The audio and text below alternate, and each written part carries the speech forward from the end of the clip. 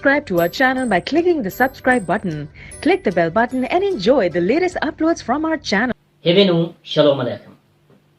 We bring peace unto you। हम आपके लिए सलामती लाते हैं। प्रोग्राम सच्ची बातें उन्वान इब्रानी तहरीरात किन अशिया पर लिखी जाती थी। सवाल यह है कि कदीम ज़माने में अहद अतीक की किताबें किस शय पर लिखी जाती थी। आसारी कदीमा से ज़ाहिर है कि कदीम ज़माने में मिस्र के लोग पपायरस यानी नस्ल की किस्म के दरख्त जो पानी में होते थे के बने हुए वर्क यानी करतास पर लिखा करते थे। किनान में मिट्टी की अलवा पर तेज नोकदार लोहे की कलम से लिखा जाता था, जिसको बाद में आग में पका कर सख्त कर लिया जाता था। ऐसा मालूम होता है कि बनी इसराइल में यही तख्तियां राइज थीं। चंद साल हुए बैत शम्स से कदीम ठेकरे दस्तयाब हुए हैं जो 3500 साल पुराने हैं। इब्रानी कुतबे मुकस्सा मुख्तलिफ ज़ुबानों में अलवा पर, चमड़े पर और पपायरस के वर्कों पर लिखी और नकल की जाती थी। इब्रानी ज़ुबान के मुख्तलिफ दौर। इब्रानी ज़ुबान चंद दीगर ज़ुबानों के साथ ताल्लुक़ रखती है, मसलन फ़नीकी ज़ुबान के साथ और मुआवियों की ज़ुबान के साथ, जिसका नमूना मीसा का खतबा 800 काफ मीम है। इब्रानी ज़ुबान का ताल्लुक़ उस कनानी ज़ुबान के साथ भी है जो इब्रानियों के हमले से पहले कनान में बोली जाती थी। इब्रानी कौम की तारीख में एक वक्त ऐसा आया जब उनकी रोज़मर्रा बोल चाल का वसीला इब्रानी ना रही और अरामी ज़ुबान ने उसकी जगह गस्ब कर ली। अब इब्रानी सिर्फ अदबियात के लिए ही मखसूस हो गई।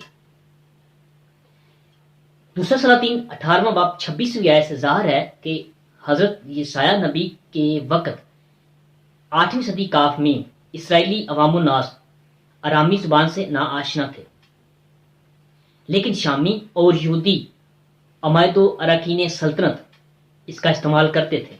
मालूम ये भी होता है कि हज़रत नहमिया के ज़माने में 5वीं सदी काफ में किनानी यहूदियों की ज़ुबान इब्रानी थी, लेकिन पहली सदी मसीही में इसराइली अवामुन नास की ज़ुबान अरामी थी, क्योंकि अहद जदीद की कुतब में अरामी फ़िक्रे हमको मिलते हैं, मसलन तलीता हुमी।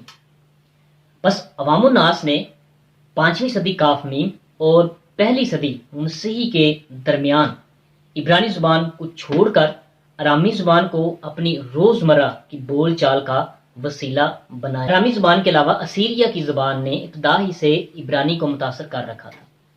835 कबल मसीह में जब बाबुल के फातहीन अहले यहूद को असीर करके ले गए तो ईरानी ज़ुबान ने उन पर अपना असर डाला।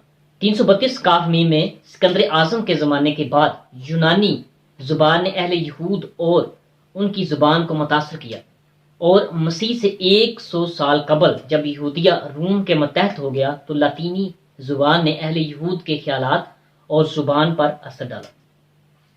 इब्रानी कुतबे मुकस्सा के मजमूमे की किताबें मसीह खुदावंद से कई सदियां कबल मुख्तलिफ ज़ुबानों में लिखी गई। शलूह का कतबा 700 काफ में यसाया नबी के ज़माने की इब्री ज़ुबान के हिज्जे और तिर्ज़े तहरीर वगैरह पर नहायत वज़ाहत से रोशनी डालता है और इससे भी ज़्यादा वाज़िया तौर पर लकीश का आस्तराका यर्मिया नबी की किताब की ज़ुबान, हिज्जे, रस्मुल ख़त और तहरीर वगैरह पर रोशनी डालती। इब्रानी ज़ुबान के मुख्तलिफ रस्मुल ख़त। इब्रानी ज़ुबान का मौजूदा रस्मुल ख़त वो नहीं जो पहले राइज था। ये कदीम रस्मुल ख़त फ़नीकी की ज़ुबान और सामरी ज़ुबान के रस्मुल ख़त की मानद था। ये कदीम इब्रानी रस्मुल ख़त सामरी नुस्ख़ा तौरात में महफूज है। कदीम इब्रानी रस्मुल ख़त जो इब्री कहलाता है के तमाम हरूफ सिवाय 4 हरूफ के मकाबी ज़माने के सिक्कों पर मिलते हैं। इब्रानी के ये दोनों रस्मुल ख़त एक दूसरे से मुख्तलिफ हैं। मिसाल के तौर पर हरफ योद मौजूदा इब्रानी रस्मुल ख़त में सबसे छोटा है और यही वजह है कि खुदावंद मसीह ने मत्ती 5वें बाब की 18वीं आयत में जहां उर्दू में इसका तर्जुमा शोशा किया गया है इसको इस्तेमाल किया, लेकिन कदीम इब्री रस्मुल ख़त में हरफ योद तकरीबन सबसे बड़ा हरफ था। हम यकीनी तौर पर यह नहीं कह सकते कि जदीद रस्मुल ख़त ने कदीम की जगह कब ले ली। गालिबन ये तब्दीली बतदरीज वकू में आई थी। खुदावंद हमें बरकत दे, आमीन।